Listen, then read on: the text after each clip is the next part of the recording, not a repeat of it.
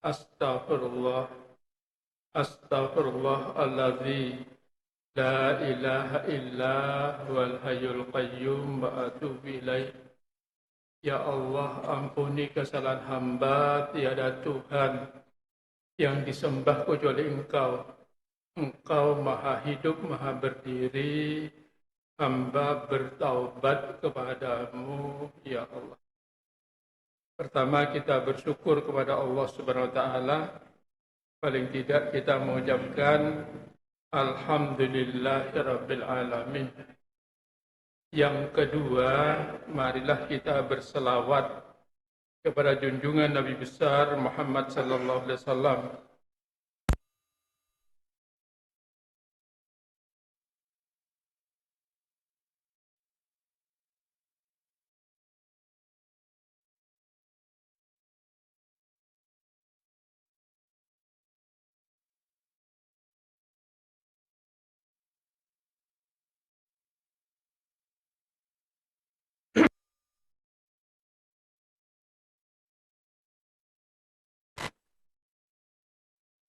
Pemilihan pergantian kepemimpinan di Indonesia ini masih sampai hari ini masih terus berlangsung.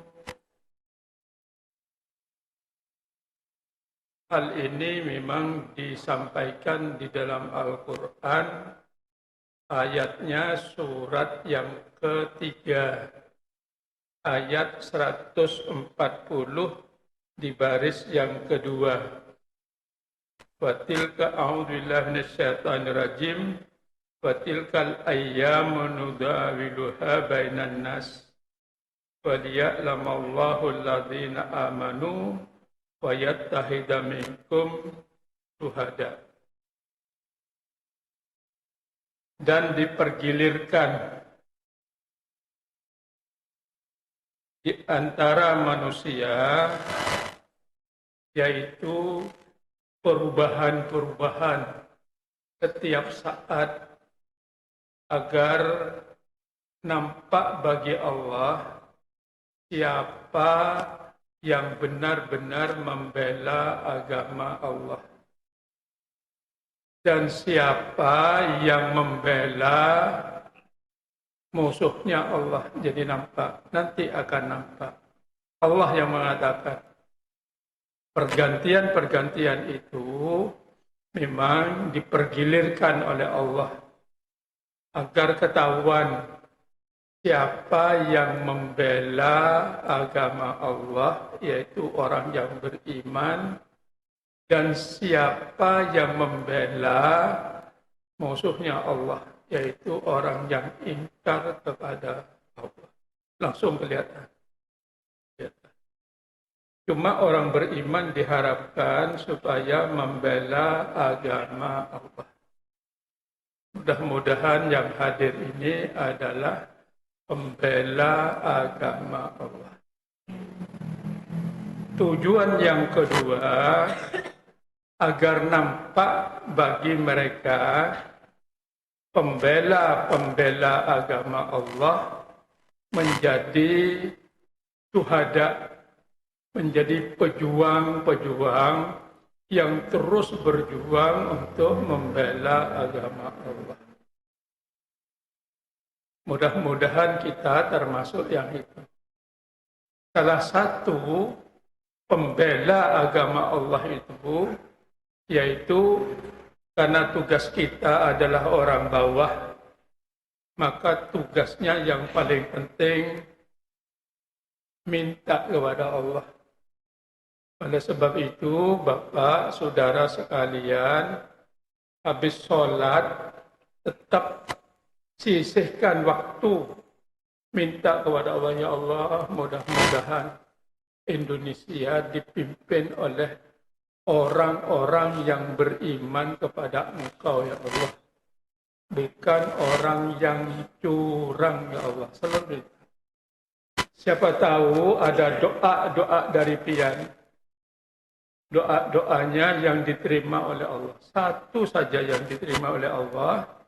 Mudah-mudahan ini jalan dari doa kita sehingga orang yang membela agama Allah itu yang bakal dimenangkan. Jadi harus minta, jangan berdiam. Hadirin sekalian yang dirahmati Allah, itulah salah satu pejuang pembela agama Allah yang kemampuan lainnya, ya terima kasih, kemampuan lainnya tidak bisa, hanya kemampuannya habis sholat atau kapan saja minta kepada Allah. Hadirin sekalian yang dirahmati Allah, orang yang tidak suka kepada pembela agama Allah itu mesti melakukan perbuatan-perbuatan yang curang, yang culas.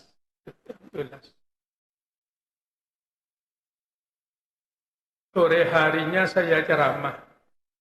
Jadi siang itu ada pencoblosan, sorenya saya ceramah di satu tempat.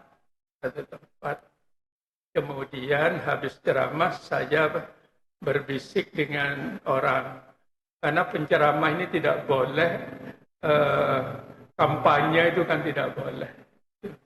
Saya berbisik. Ya Pak, di sini sebelum pencucukan itu Pak, ada yang membagi duit Pak, terang-terangan. Membagi duit. 300.000.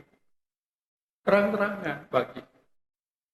Bahkan ada yang dapat sampai 3 kali.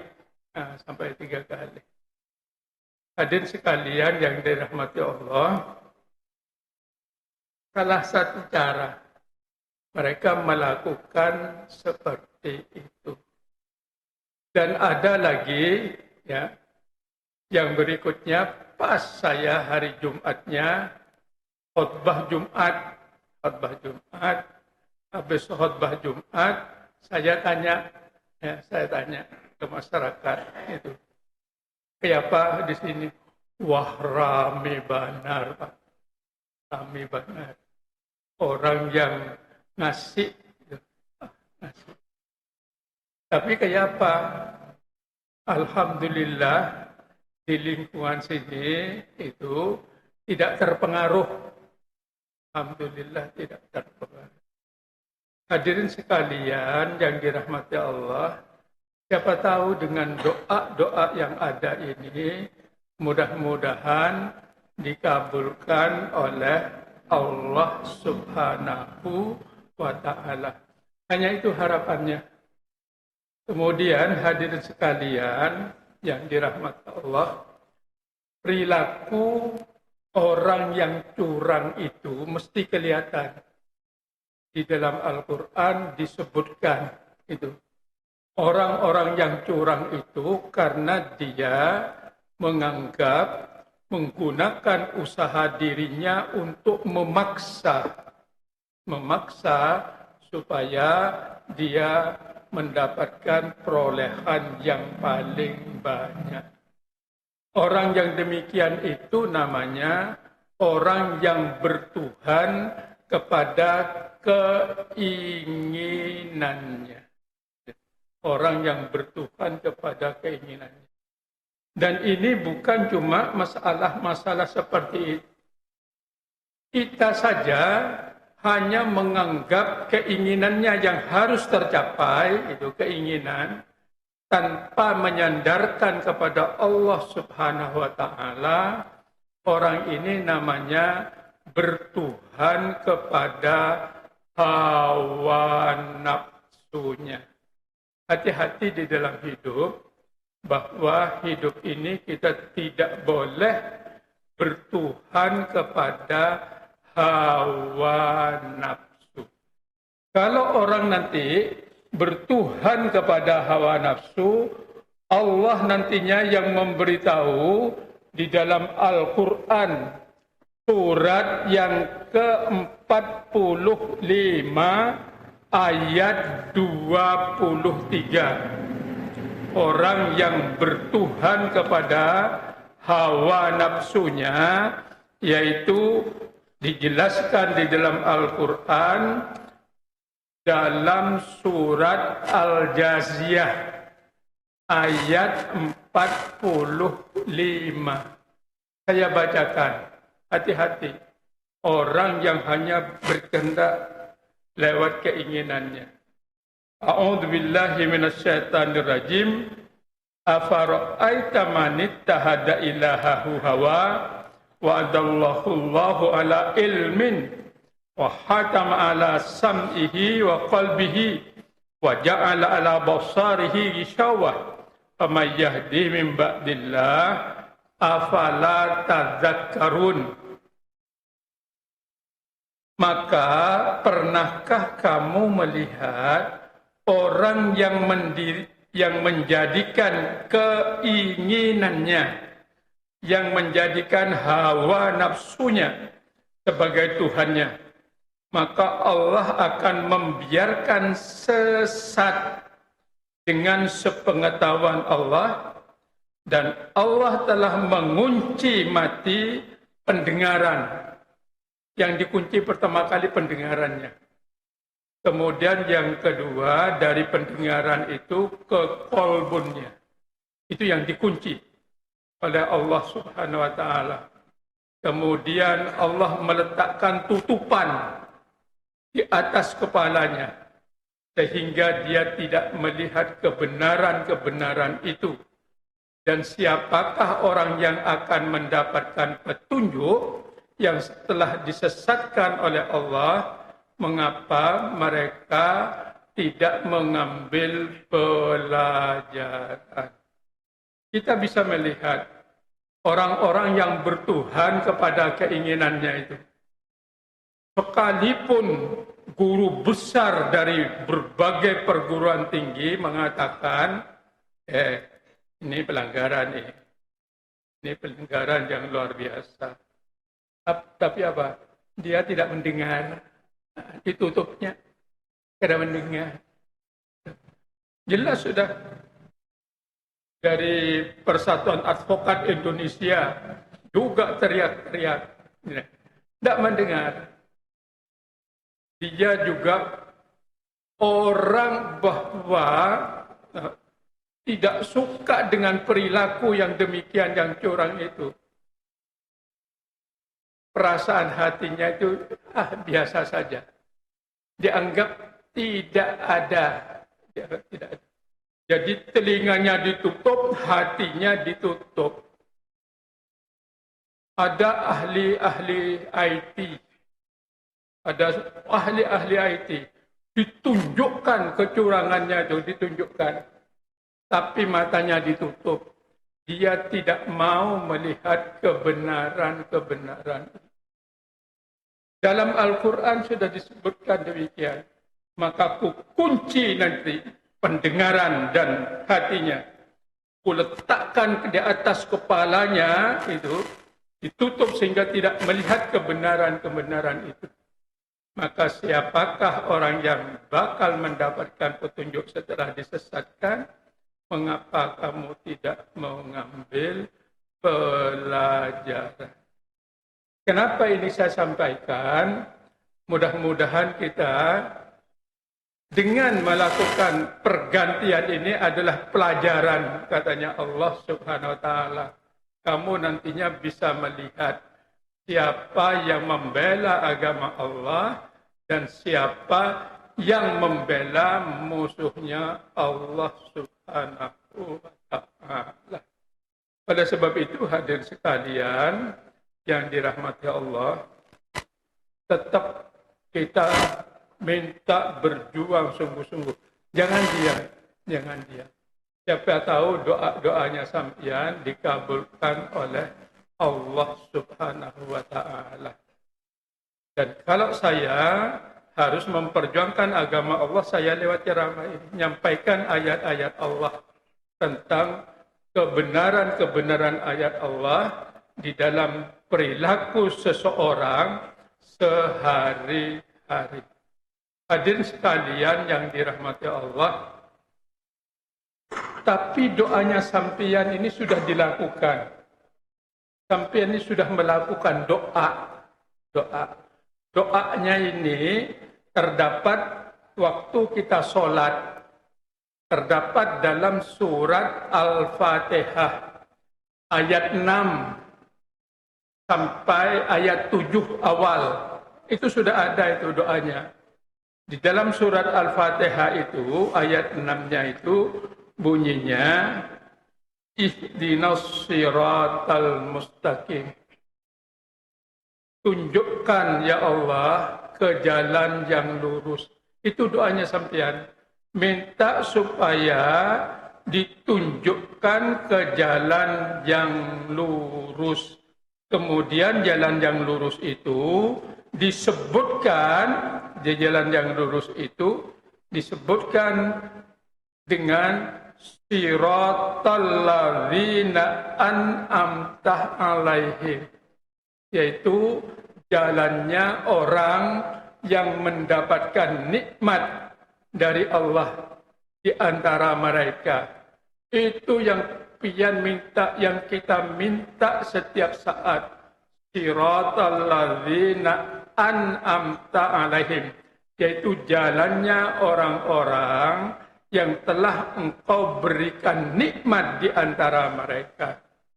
Ternyata siratal ladzina an'amta alaihim itu dijelaskan oleh Allah di dalam Al-Quran surat yang keempat ayat 69. A'udzu billahi minasyaitonir rajim. Wa may yuti'illah war rasul fa ulaika ma'al ladzina an'amallahu alaihim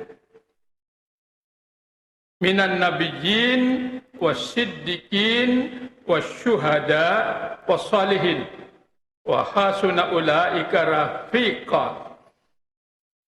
Dan siapa yang mentaati Allah dan Rasul, maka mereka itu akan bersama-sama dengan orang yang diberi nikmat oleh Allah, yaitu yang tertinggi nantinya di sorga itu adalah para nabi. Di sorga di lantai pertama itu hanya para nabi. Jumlahnya para nabi ini kurang lebih berapa dalam hadis itu? 24.000 kurang lebih. Sedangkan Rasul sekitar 313 itu jumlahnya. Jadi di lantai 1 ini para nabi. Yang hadir ini satu pun tidak ada yang bisa masuk ke sana. Karena ini tidak ada calon nabi yang tidak ada juga. Gitu. Jadi kan bisa. Sekalipun pian kepingin itu. Tapi kemungkinan yang kepingin ini ada di sorga lantai kedua. Lantai kedua ini disebutkan yaitu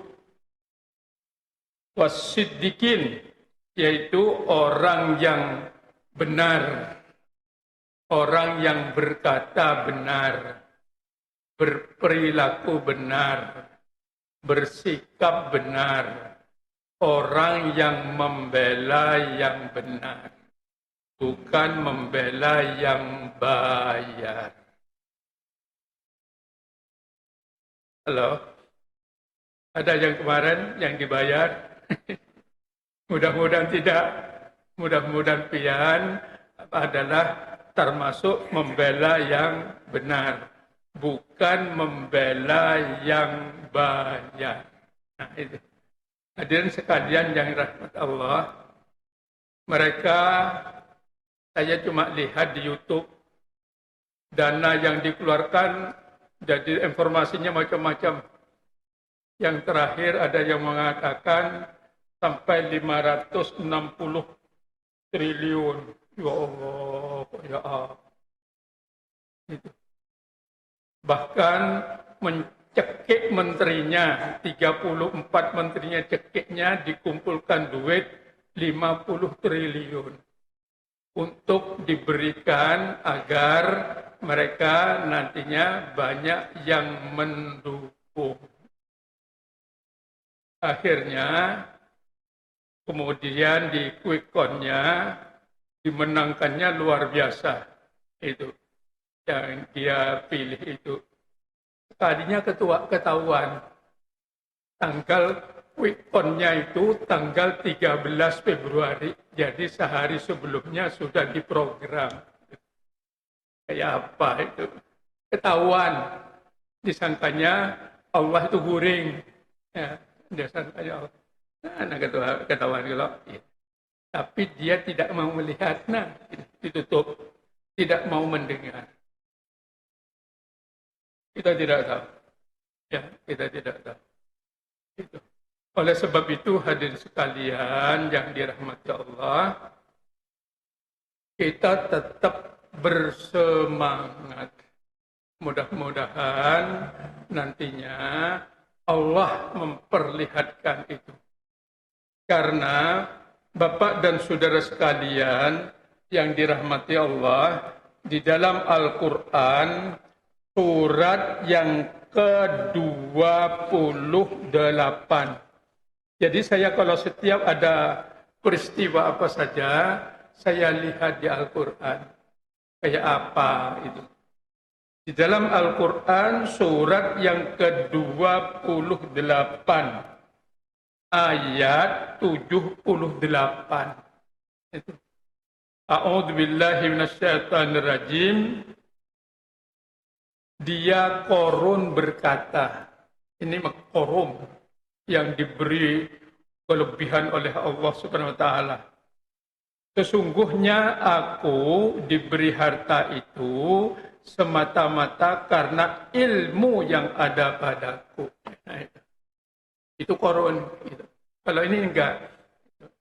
Aku ngasih ini bansos itu karena aku yang mimpin. Bagi sorangan, ya, sorangan. Itu. Apa katanya Allah? Inilah katanya Allah. Tidaklah dia tahu bahwa Allah telah membinasakan umat-umat sebelumnya yang lebih kuat daripadanya dan lebih banyak mengumpulkan harta. Dan orang-orang yang berdosa itu tidak perlu ditanya tentang dosa-dosa mereka. Kadang-kadang saya melihat ayat ini sangat takut, Pak, ngeri, sangat ngeri. Itu. Allah yang mengatakan, jadi orang-orang yang angkuh itu merasa dirinya harat, merasa dirinya pasti aku menang dan sebagainya, ya kayak ini. Orang-orang yang terdahulu ada yang lebih kuat dari itu. Duitnya lebih banyak dari itu. Tapi katanya Allah dibinasakan umat-umat sebelumnya yang lebih kuat lagi daripadanya dan lebih banyak mengumpulkan harta. Hadirin sekalian yang dirahmati Allah, oleh sebab itu kita jangan terpengaruh ya, karena informasi ini simpang siur kemana-mana ya, mana-mana. Tetaplah kita berdoa kepada Allah Subhanahu wa taala. Jadi kita tetap berjuang, mudah-mudahan kita termasuk orang yang sidik, yang membela yang benar, bukan membela yang bayar. Kemudian di lantai tiganya, kalau lantai 1 susah, ya susah untuk didapat, lantai 3-nya, yaitu orang-orang yang memperjuangkan agama Allah. Termasuk yang sampeyan selalu berdoa, selalu bercita-cita supaya ajaran Allah itu nantinya yang dimenangkan oleh Allah Subhanahu wa taala.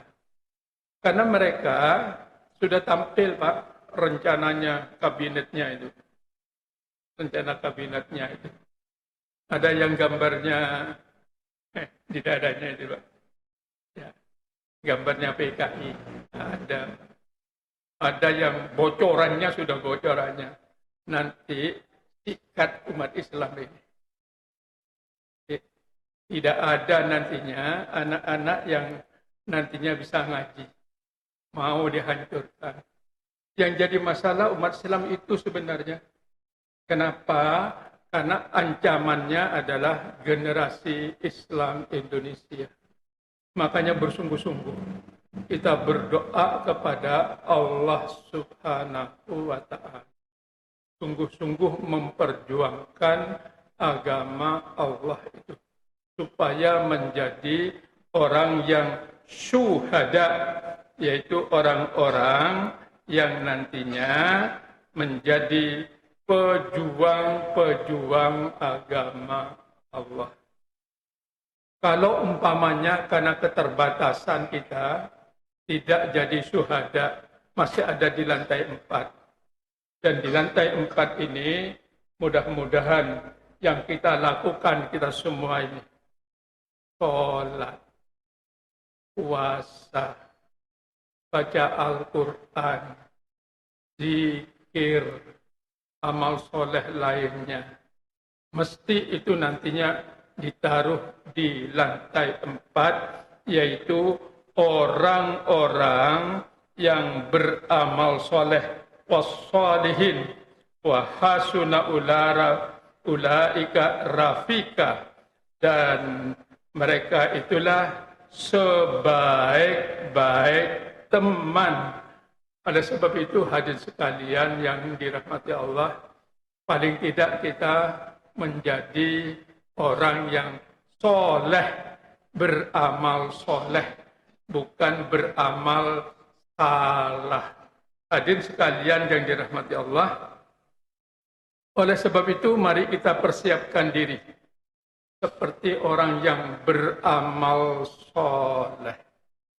Hadirin sekalian yang dirahmati Allah, para ulama mengatakan bulan Rajab itu adalah bulan menanam. Jadi bulan Rajab itu bulan menanam. Sekarang bulan Sya'ban. Bulan Sya'bannya sekarang tanggal 11 Sya'ban. Itu adalah bulan untuk memupuk, memelihara, mengairi tanaman itu. Di bulan Sya'ban itu. Nanti kalau itu dilakukan di bulan Sya'ban, Ramadannya kita mendapatkan hasil yang istimewa nantinya. Contoh di bulan Ramadan adalah bulan mengerjakan ibadah puasa. Kalau di bulan Rajab sudah terbiasa puasa sekalipun hanya sekali misalnya di bulan Rajab itu, di bulan Sya'bannya Senin Kemis misalnya, atau puasa Yaumil Bid itu, maka mudah-mudahan sudah terbiasa begitu masuk bulan Ramadan sudah tidak ada halangan lagi, tidak berat lagi. Oleh sebab itu, hadirin sekalian, jangan nantinya mau bulan puasa, hanya puasa itu. Akhirnya apa? Hari pertama aja seperti orang mati kelaparan. Ya. Sudah seperti mati kelaparan aja hari pertama. Maghribnya itu seperti mati kekenyangan.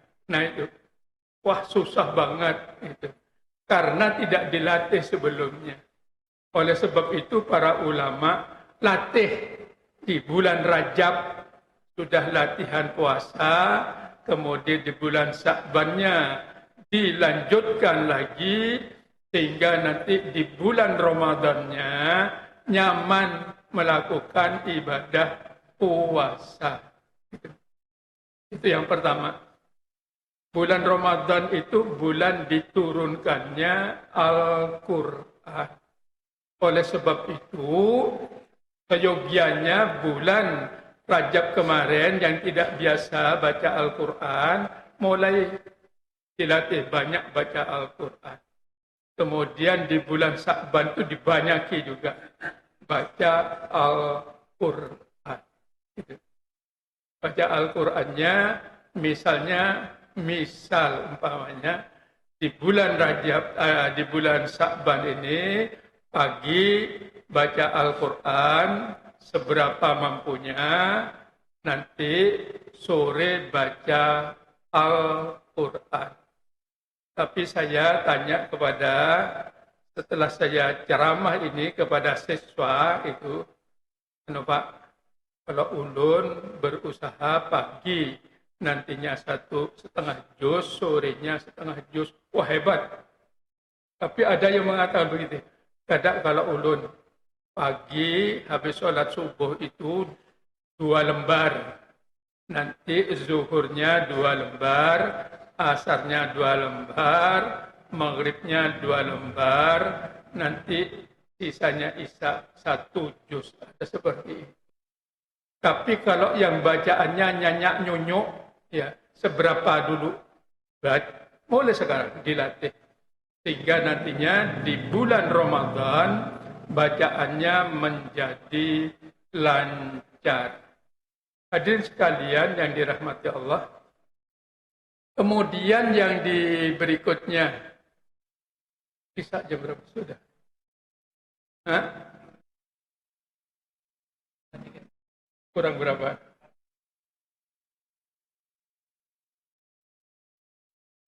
Ya, oke, saya lanjutkan.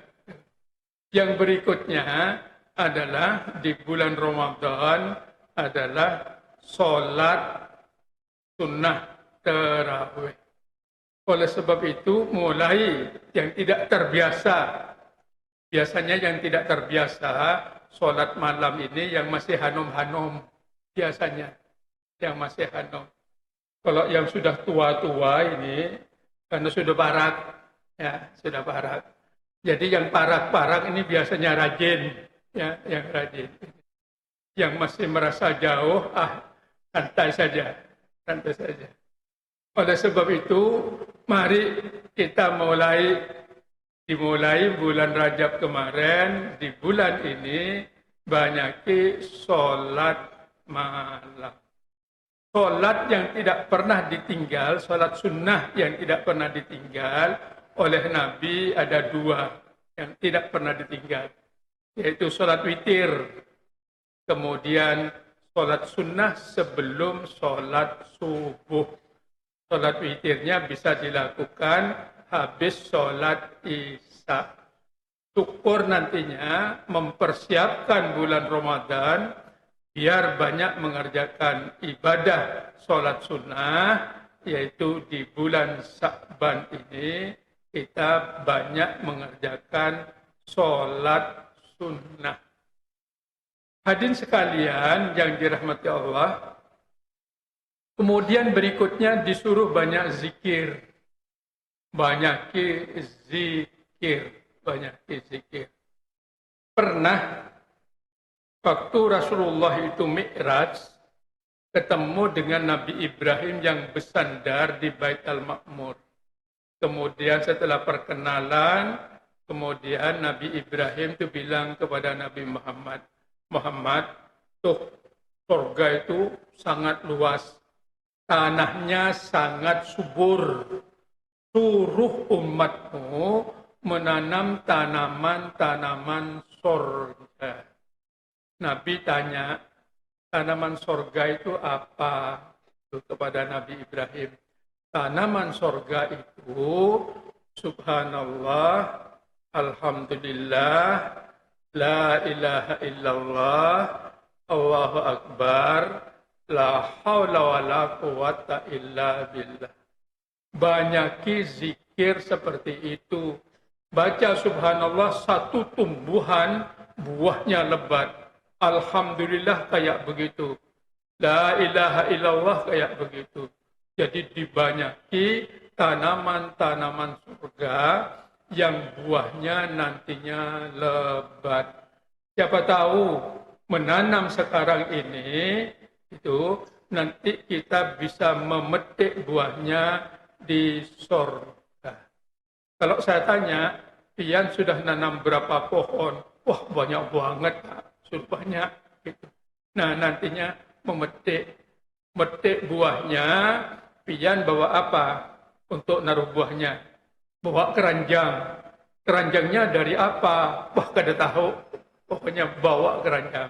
Metik buah ditaruh di keranjang. Langsung dibawa kemana? Dibawa balik ke rumah. Rumahnya di mana? Di sorga. Sudah bikin rumah. Nah, kada tahu.